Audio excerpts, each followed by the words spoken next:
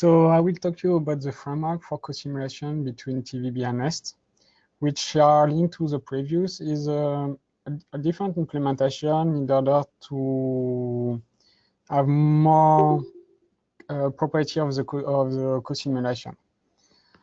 So this work is part of the task 1.5 of HPP. Is people who support the co-simulation and mostly how to create workflow protocol and interface between multiple simulators. In order to do this, you have already all the part in red, all the existing simulator and the proof of concept. The part in blue is in development, but it will be available in few months.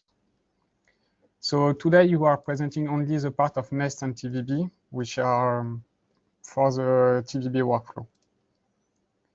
So for this, the main thing is to create the translation between scale, because Nest are talking with spike between all the different neurons, and TVB is rate or activity of brains.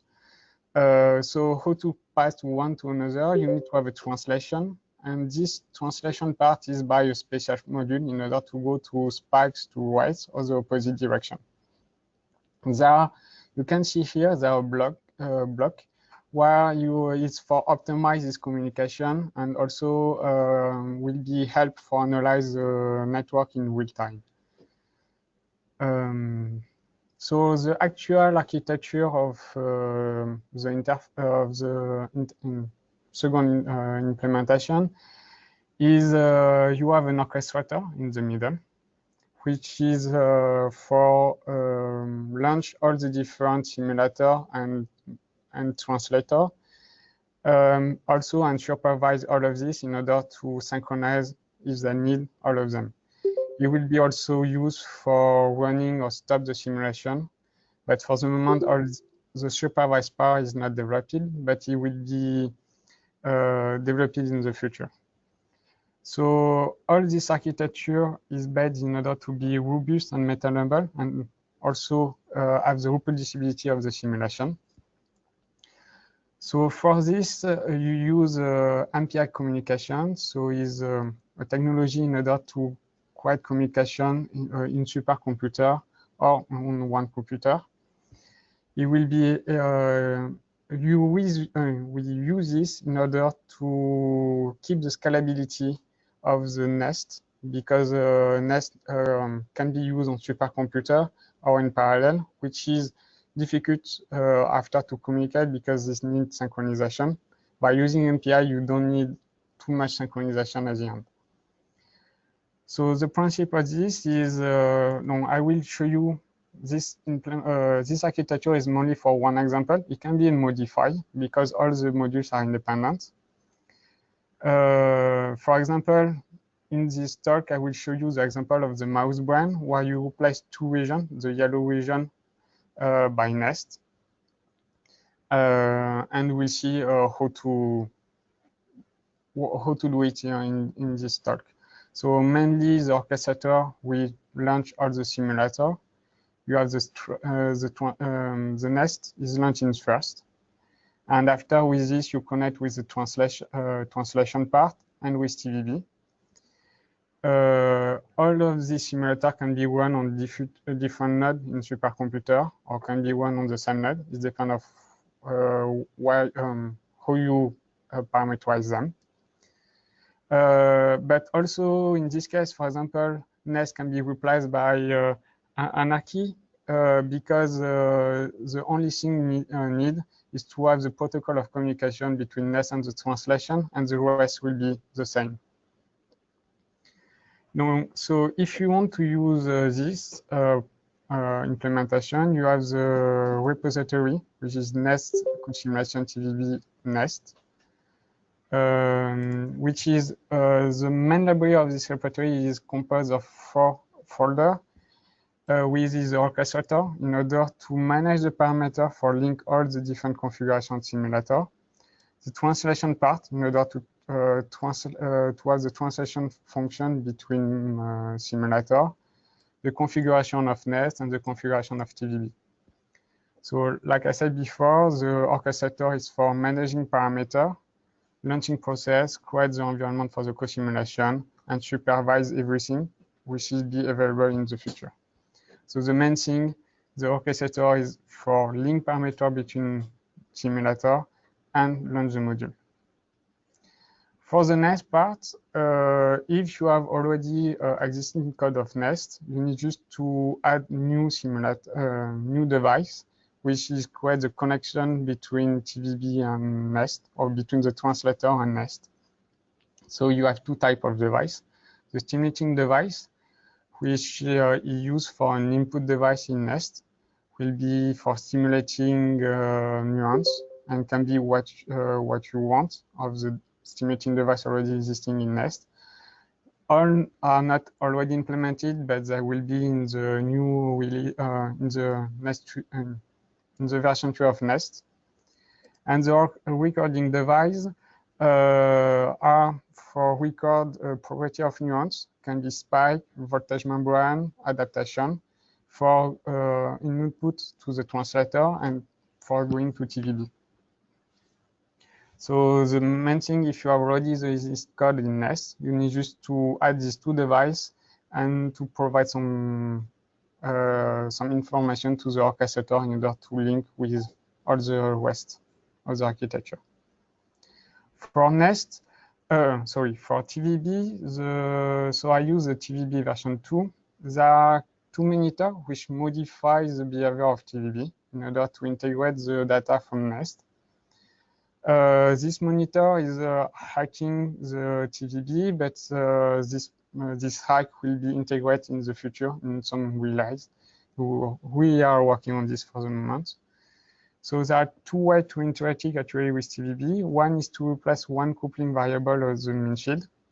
The coupling variable is a link between all the different nodes in the virtual brain, or to include data in the model itself. So the interface will pass the data from the translator, so from Nest, to the model, and the model can do what they want with this data, and will change the behavior of some particular node. So in this case, will be the node in yellow will be generated from the data from Nest, and the other will be integrated by the mean field in TVB. So the main thing, if you have already a code in TVB and you want to integrate some data from outside, so you need to define the ID of the proxy node. The node will be replaced by something else, and the way to use the data from the outside. So from the translator, the thing is, in order to, there will be a lot of science in order to translate between scale, which is not already done. So in order to do this, there are separate modules for create translation function between spike to write, or it can be to, it's not a mandatory write, because in TVB, for example, there are some models with the percentage of spiking of the spiking nuance as the time t, so it can be also computed during the translation part. So this is allow you a lot of flexibility in order to use which model you want in TVB, and also which data you want from Nest. You have the same thing in order to go in second direction. So the many things when you want to use a translator is to define which model you want and to implement the function in order to translate the data. So I will give you an example. It's just an example to show this solution working, but it's not really scientifically meaningful and can be linked to what you see before on the basal ganglia if you choose the basal ganglia in the mouse.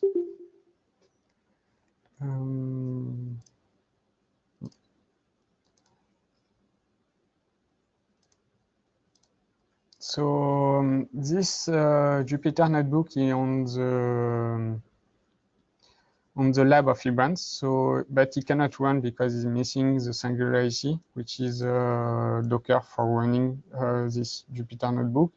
You can, but you have all the Docker is the image for running this Jupyter notebook is available on the lab also.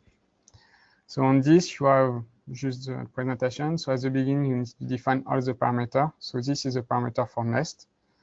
You have the nuance I choose for the simulation, and this is a little bit widget in order to parameterize your neuron for the behavior you want. After you define parameter, and second part, you define the parameter for TVB, and the model I choose have a lot of link with the parameter of the neuron itself. So doing this, by the orchestrator, I can link my parameter of my mean feed with the parameter of my neurons I choose in Nest. At the end, you can choose a region you want to simulate with Nest, and this creates you a connector where you replace all the yellow part here by the Nest data. So I choose these two regions here. It can be any region if you want. So this is for running the simulation, and after you running the simulation, you can get data. So you have the frame rate with also the simulation part of Nest.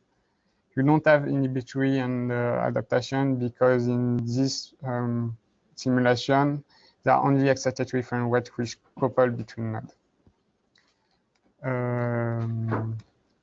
I will show you the longest simulation in order to show the, you can see here you have some fluctuation, and this fluctuation is mainly due to the fluctuation of Nest.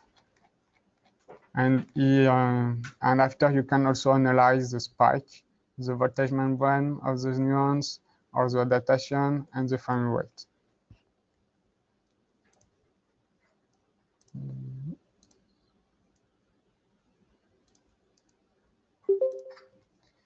So most of the description is on this link in the wiki on the Colab, on the co-simulation TVB and Nest.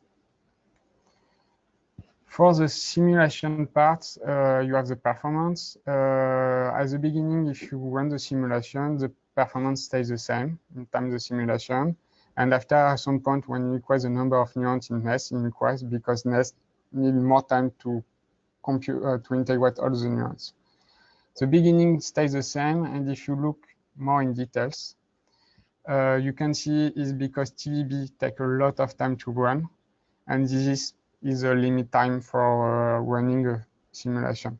And Nest just writes the data and updating the device, which is very few things. If you go more higher, you see here is TVB is writing, and the Nest takes a lot of time for simulating, is what you see. In order to improve the simulation of Nest, you can increase the number of MPR process. And by increase the number of MPR process, you can see a reduction of time of simulation, but after an increase of this time. The increase of this time is because the time for updating the device is take more longer and take a lot of time. So this is mainly because Nest are not, I don't have device for update a lot the stimulation device. So due to this, you need to change the way to integrate data in Nest, or to add, it will be some optimization in order to create new device for the co-simulation case. So in the future, you have this optimization between modules, the communication. You will be also in integration of real-time visualization and analyze in order to check if your simulation go well, because due to this communication between all the different simulators, you can get data, analyze them, and use this in real time. And sometimes you are the team of the co-simulation in the HPP are here for integrate the proof of concept of co-simulation and analyze data and viewing data, but also to support the use case for the co-simulation, so the two use cases you see before. I would like to thank to thank you for your attention, and also to thank the team of Co-Simulation for helping me and the other people in this project, and mainly Walter and Sandra, Dennis, and Kim, who helped me to design all of this.